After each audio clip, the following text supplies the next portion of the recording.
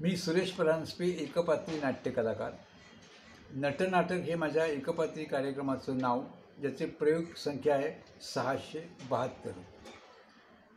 त्या कार्यक्रमाची एक झलक मी आपल्यासमोर सादर करतो आहे.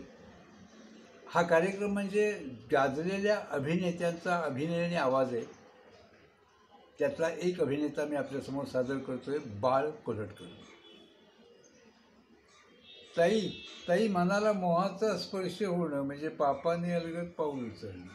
पापाने अलगद पाऊल उचललं पुढे तरी त्याच्या टापांचा आवाज मला आधीच ऐकू येतो.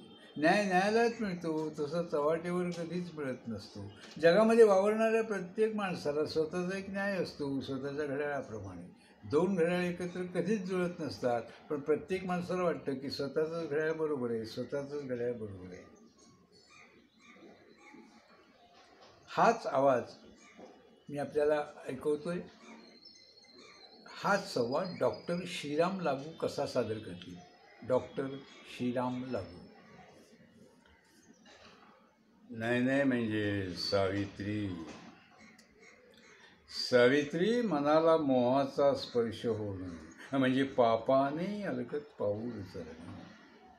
आणि पापाने अलगद पाऊल उचललं पुढे तरी त्याच्या टापांचा आवाज मला आधीच ऐकू येतो. न्याय न्यायालयात मिळतो, तसा चव्हाट्यावर कधीही मिळत नसतो.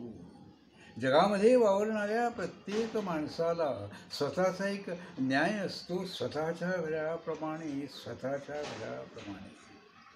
दोन घड्याळ एकत्र कधीही जुळत नसतात, पण प्रत्येक माणसाला वाटतं की स्वतःचंच घड्याळ बरोबर आहे, स्वतःचंच घड्याळ बरोबर आहे.